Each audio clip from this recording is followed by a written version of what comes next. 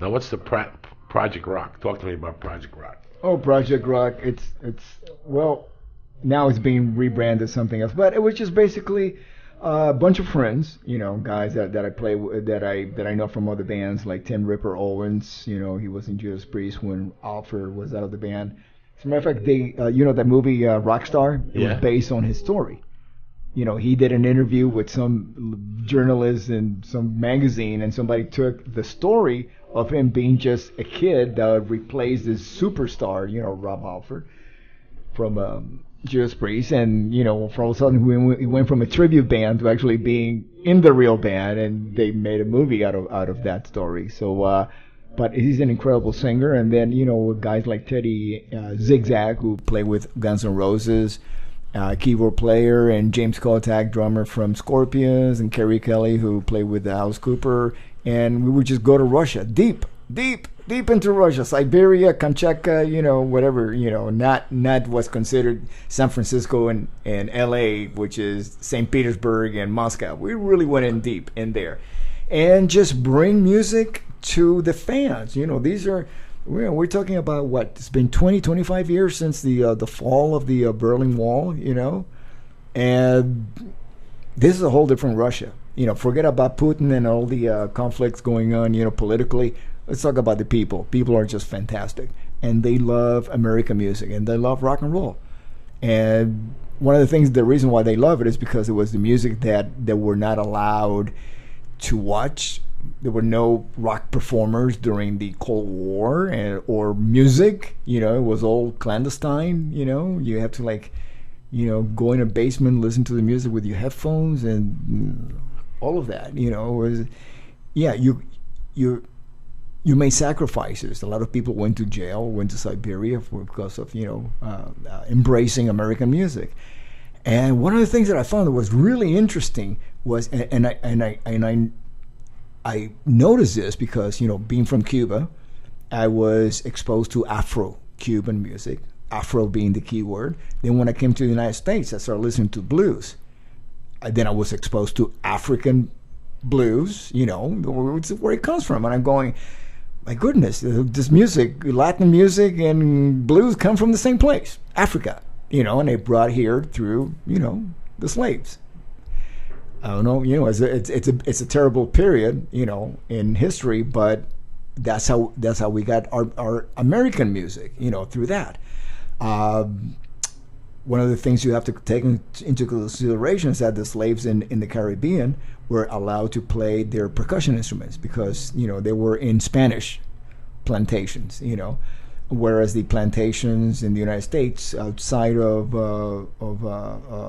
Louisiana, which was French, they were not allowed to use their percussion instruments. So they, as a way to survive their sacrifice, the hardships of working in the fields, they would sing, And if you listen to traditional Cuban music and the blues, it's all 1-4-5 progressions. It's the same format. And I'm looking at it and saying, wow, how rich are the music of the United States is, that came out of this terrible times in our history, through slavery. And I think about not only that but us as individuals, when we go through bad times, if you look at a diamond, it's because it's being compressed. Our lives become compressed, and the ones that can actually survive that compression, at the end of it, we come up like diamonds. So if you listen to American music, you listen to the blues, you listen to jazz, all of that, it was a culture, a people that were compressed. Their lives were so hard that at the end of it, the diamond that came out was actually music, American music. It's the most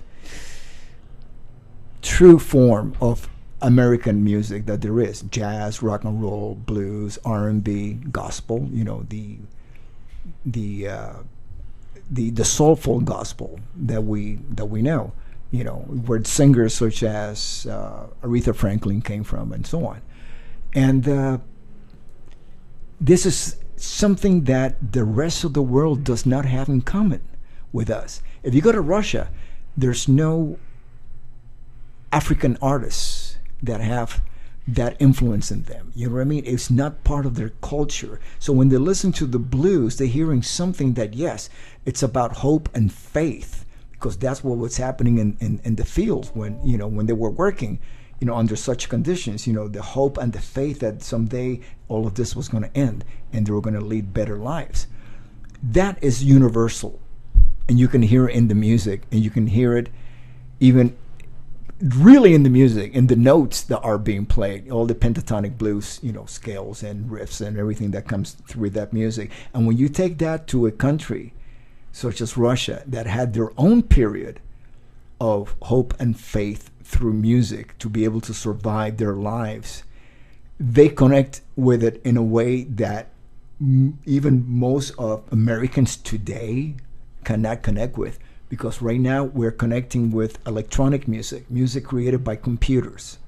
That's our reference. That's our connection. We are losing soul.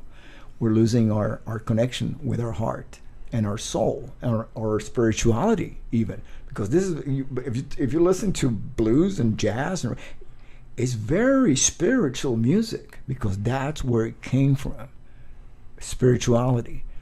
So then again, going back to Russia, one of the things that I learned from traveling there is that all of these dictators, communist dictators they were smart enough not to interfere with their faith. They knew that they could not fight God. So they turned like a blind eye to it, and they just let them keep their churches and keep their faith. And so when you travel through all these little towns, the most beautiful, ornate buildings, well kept, is the actual church, the local church. They're very spiritual people. It reminds me of Cubans. It's like this very tight knit culture. People really relate to each other. They help each other out, and they're very communicative with each other. You blew my mind. Sometimes people blow my mind. You blow my mind with that one. You just brought it up. What is your position on electronic music, like sampling and all that's going on right now? Any form of expression. It's. If a human being can come out with making music with farts, and it sells and people go for it, I'm not going to judge that. But to me, what really moves me, what really touches, what makes the hairs on my arm, stand, it's when it touches my soul. And so far, electronic music doesn't do that to me. But then again, you're talking about events. EDM, they're very popular with the type of people who are looking after a certain experience. And most of them happens to be, they're induced by some kind of chemical. It is what it is. I'm not making this up, and ecstasy or whatever. So it is an event. It's a social, cultural event. And, to be honest with you, if I would have known 40 years ago that I could actually get a laptop and go up there and make millions of dollars, the hell with playing the bass. That's a good way of looking at it. I don't even know what electronic music is. Well, from what I know that? How bad am I? How bad am I, people? I'm sorry. I just don't even know what it is. I don't know what it sounds like. I don't know if it sounds the same. I think there's a difference, because I know Russell Peters gets mad about it. There's a difference between some people go and grab old records and get loops and create music with actual old music. But then I think some of these other electronic music people are just like solely with their computer. They're not going and actually finding the loops and it's kind of like what you were talking about when you were talking about the engineers and the ones who really know what they're doing.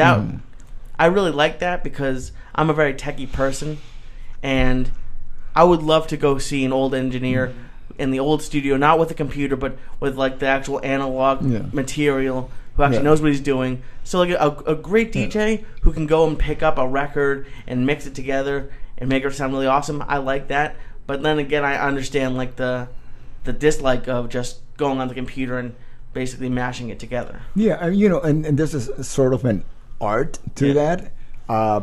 Yeah.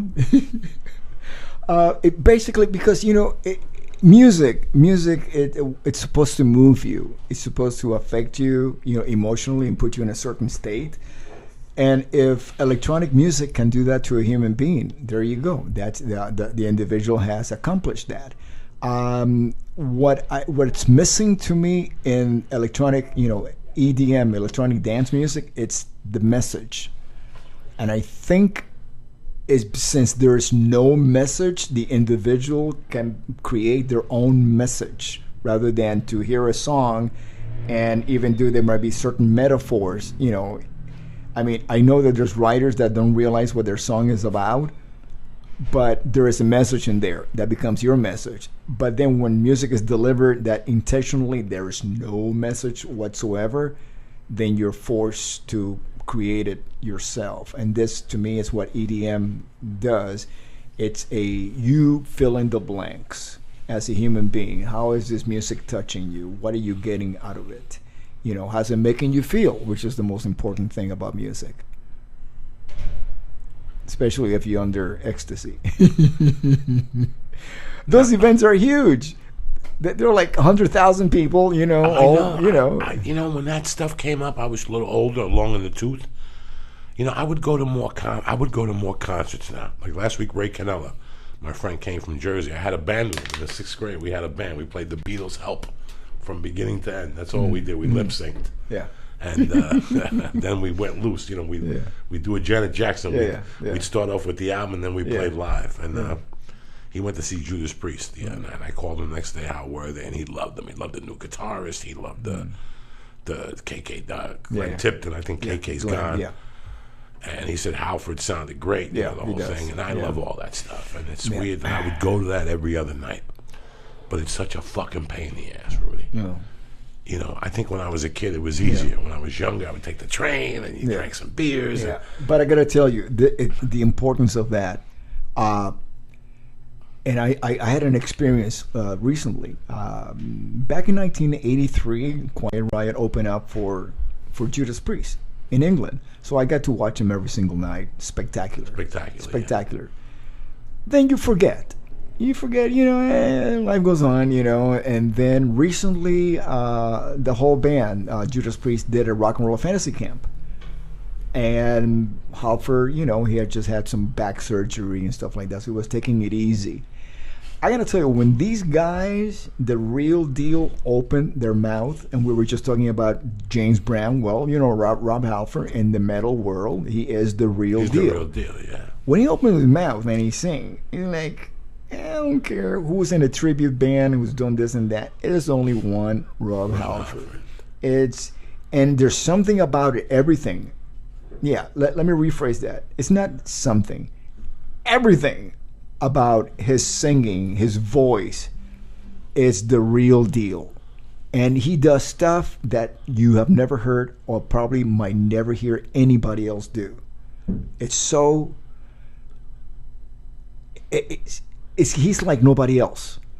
And what's going to happen is someday, hopefully not soon, but eventually, just like many other voices, like I've worked with, Ronnie James Dio, another incredible voice, one of a kind, they're no longer with us. Maybe because he's still alive, but he cannot perform anymore, or decides not to perform anymore. So to me, anytime that any of these artists, the real deal comes around, you gotta go.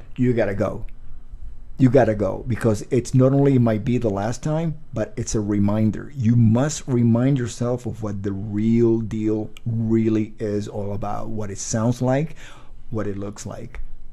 You have to hear it for yourself right there in person. I've heard a lot of comedians say they don't like going to see other comedians because they don't want to get influenced and steal a joke, or by mistake copy a joke, or just be influenced. Do you still go see music? I'm a fan. I must. And it doesn't really seem like it's that big of an issue in music to be influenced by other musicians. It seems like everybody is, and they don't really consider. It's not as bad as like joke stealing. You should be influenced by everybody.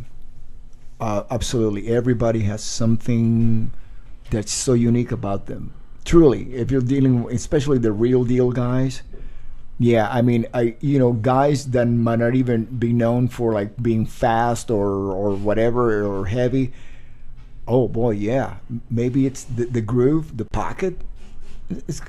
You have to have a groove to your playing. Otherwise there's it's bullshit. Steve Avillo, a dear friend of mine, put "Children of the Grave" on my Facebook page the other night from 1974. At the California Jam. I was listening to it this morning. What is the name of it? Children of the Grave, 1974 California Jam. Yeah. Them, Black Sabbath, and there's two guys with matching shirts just losing their fucking head. It's mine. I love all that stuff. So it's called Black Sabbath, Children of the Grave, 1974 California Jam. But then again, when Black Sabbath came around last year, I went to see them at the Sportatorium. How were they?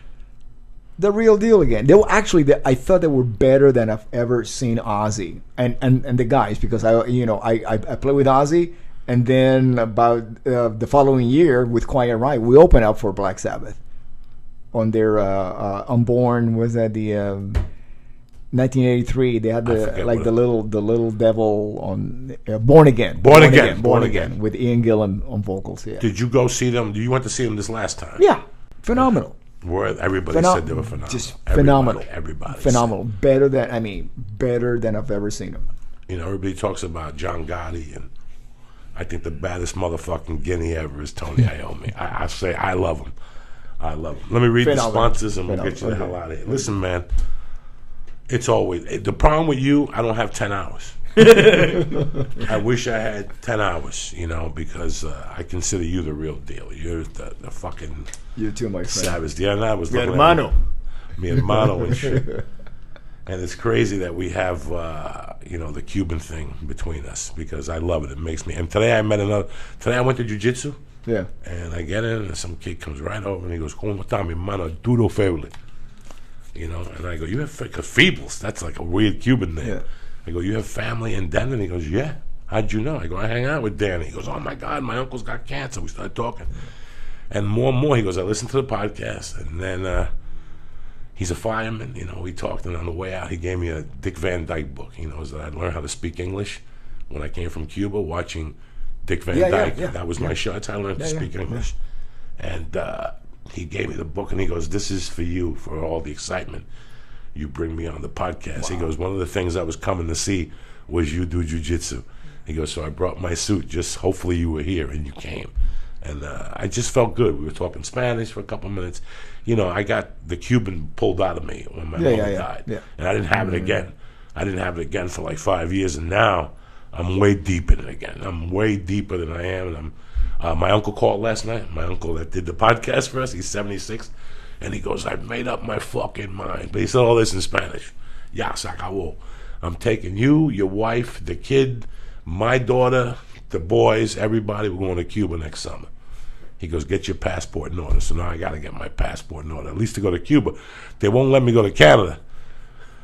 But I got to go. We're going to go as a family. We're going to go as one big fucking. We're taking a Jew with us, too. What do you think? You think he'd come back?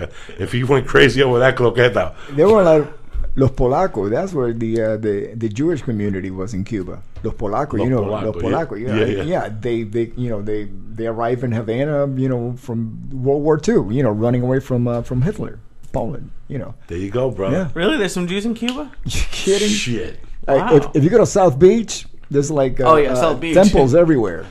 Cuban Jewish temples. Yeah. Wow. Yeah. So you might have to go down there with us, dog. We're going to Cuba. I'm down. We're going. First podcast ever from Cuba. First podcast ever from Cuba. Have you been, Rudy? And you don't ever want to? Let's see. I checked this morning. We're still a communist country, so no. So you won't go even to perform like these people? No. Fuck it. My mom and dad never went back. They went back to visit my grandmother and never went back. But it's they sacrificed so much to bring my brother and me over here. So they'll always express their. Not us wanting to go back, my brother and me. So I respect their wishes. Yeah. How's your brother doing? He's doing good. You and your brother in a band now for the first time? Well, we did. We toured when with this Jeff Tate Queensryche And it was fun, a lot of fun. You know, we hadn't toured together. Actually, we had never toured together. We played together in Miami a lot, and then later on in New Jersey. But we had never been in a national touring band before, or international, because we actually got to play in Brazil, and so it was definitely a lot of fun. And you're in the next tour with Queensryche, with Jeff Tate. Yeah. I mean, it's being rebranded as Operation Mindcrime. So Okay. So I'm not. I don't have the timeline of what things are going to be happening in the near future. But yeah. Do you still sing Silent Liquidity, or you're not allowed to sing that one? Who? Jeff? The new band. Yeah. I know yeah, it's a beautiful song, and it's okay. So we could do it. Okay. Because I thought yeah. I thought they had the same Pink Floyd thing going on, like Jeff Tate's Queensryche can't do the old Queen. Whatever. No. I think they have something to do with Operation Mindcrime, that he does Operation Mindcrime and Empire or something, and whatever. I stay out of. You just don't give a fuck. You're like me. You just show up. No, because it has nothing to do with me. Right? Yeah. Nothing at all. I always tell Lee asked me a question. I don't know, because I don't even get involved. I just know this. Yeah. I mean, keep it simple. If it had to do with me, yes, I would get involved, but it has nothing to do with me. You're a fucking great guy, man. I love just having you around. You ate the croqueta, went to Mambo, we picked up some Cuban empanadas. Did you like them? El picadillo estaba excelente. I like it too. I like the picadillo from them. I'm telling you. My wife got the shredded beef. Yeah. I liked it. It was okay, but it wasn't my mother's. My mother's really doped it up with the olives and shit. But this picadillo is okay. Pasita, the raisins. Oh my God! My mom used to make that picadillo dish, which is chopped meat, basically. It's sloppy Joe for Cubans. It's a sloppy Joe, but she boiled the fries, the little potatoes, and then fry them with, oh my God, in the meat with olives. Stop in a couple raisins with some white rice. Stop in a fucking mateba. I almost brought you a mateba. What's that? That's a Cuban soda. Mateba's a Cuban soda, and Iron Beer is the other one. Have you had Iron Beer? I haven't had it, but I've seen it. He's seen it at the house, the guy with the muscle and shit. Iron Beer. Iron Beer, Iron Beer. We were talking about all those Cuban words like Nietzsche. Nietzsche means a black dude, but now you can't say it no more. But Nietzsche's even called themselves Nietzsche's. In Cuba, it was wide open. They called themselves Nietzsche's. So and you call them like China, like all the Chinese Chino people? Is Chinese. Whether they're Japanese, Korean, Vietnamese, Cambodian, they all fall into the one Cuban thing. Chino. Es una China, compadre. Papa, it's Chino. Whatever. And if they're Arabs, no matter what, Arabeki. Whether they're from Turkey or whatever, son Arabeki, compadre, Arabeki. That's just the way it is. We're going in like fucking Marines, you understand me? Welcome to church, motherfucker.